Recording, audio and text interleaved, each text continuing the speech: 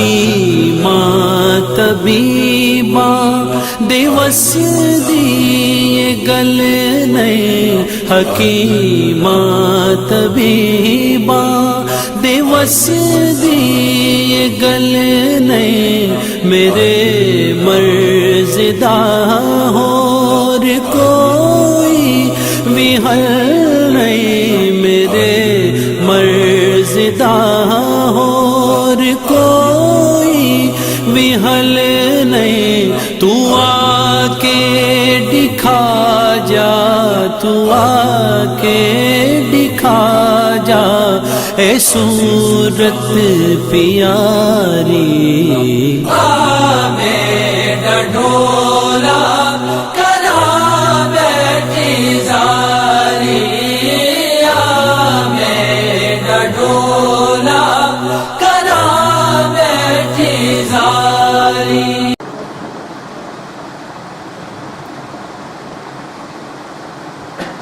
نحمدک یا من ترنم من سماء النور بلسانک وتغنت بتقديره أنادم القيام والصلاة والسلام على سيد الرسل وحبيب الرحمن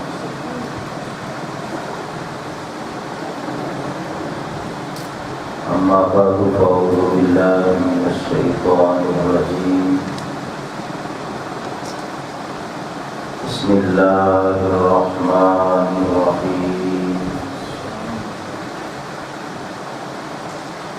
كل نفس ذائقة الموت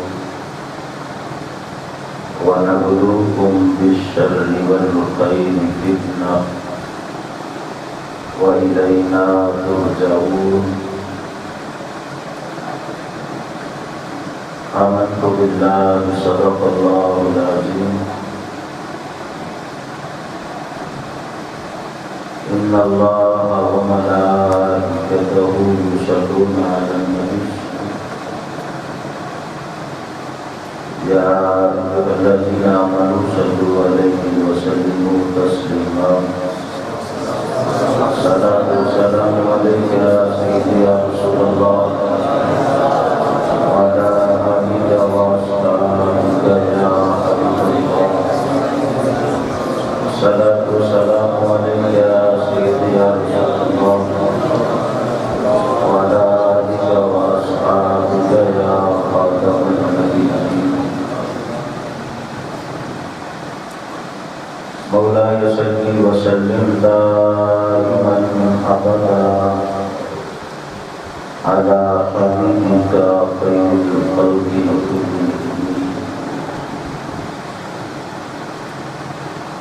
بندہ پروردگارم امت احمد نبی بندہ پروردگارم امت احمد نبی دوست دارے چار یارم تابعے اولاد علی مذہب حنفیہ دارم ملت حضرت خلیل خاک پائے غوث اعظم زیر سایہ البدر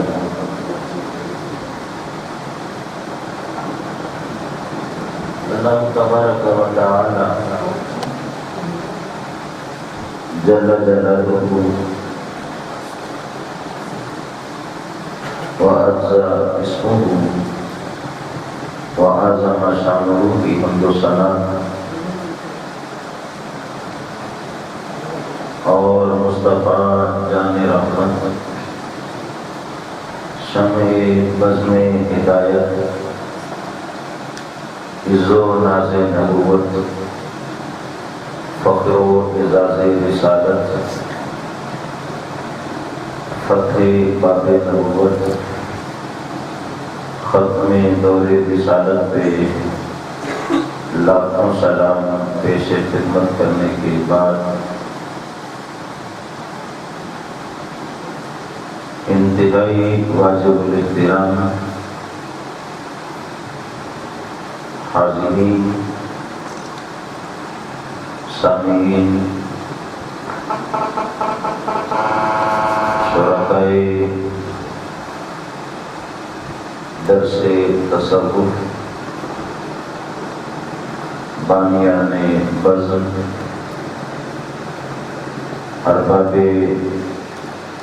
فکر و دانش، اصحاب منبر و محراب، معزز حضرات اور اہل خانہ، آج کی انتہائی پروقار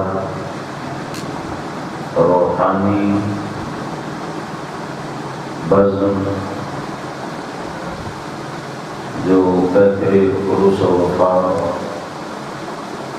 خطیب اہل سنت، صاحب محبت و مودت حضرت علامہ ممتاز احمد صدیقی صاحب کی رہائش گاہ پر انعقاد پذیر ہے۔ اللہ رب العزت جل وعلا ہم سب کو اس کی ظاہری باطنی برکات سے نوازے اور ہمیں حقیقی معنی میں اولیاء کی تعلیمات کا پاسبان بنائے،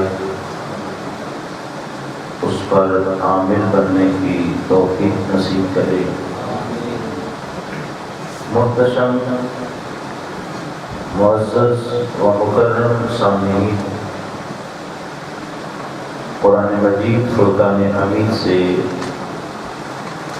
میں نے جو ایک آیہ مبارکہ تلاوت کرنے کی سعادت حاصل کی، وہ آیہ مبارکہ 3 الگ جملوں پر مشتمل ہے، یا یوں کہہ لیں کہ 3 مضامین اس میں بیان کیے گئے ہیں۔ اس کی ابتدا کل نفس ذائقۃ الموت سے ہے، جس کا معنی ہے ہر ذی روح نے موت کی آغوش میں اترنا ہی اترنا ہے۔ دوسرا حصہ ہے وَنَبْلُوكُمْ بِالشَّرِّ وَالْخَيْرِ، اور ہم تمہیں شر اور خیر سے آزماتے ہیں، بیماری اور صحت سے آزماتے ہیں، غربت اور عمارت سے آزماتے ہیں، بدحالی اور خوشحالی سے آزماتے ہیں۔ یہ دنیا دارالامتحان ہے، ہر شخص اس امتحان میں پڑا ہوا ہے۔ اور تیسرا حصہ ہے وَإِلَيْنَا تُرْجَعُونَ، اور ہماری ہی طرف تم پلٹائے جاؤ گے۔ مجبور ہے، پیسیوائز ہے، پلٹو گے، اس میں ارادہ پایا جاتا ہے کہ اپنی مرضی سے آؤ گے، لیکن پلٹائے جاؤ گے، پیش کیے جاؤ گے، لائے جاؤ گے، اس کا مطلب ہے تم نہ بھی آنا چاہو تو اللہ کی قدرت بالغہ کے ساتھ تمہیں پیش ہونا ہی پڑے گا۔ ایسا نہیں کہ جس کا جی چاہے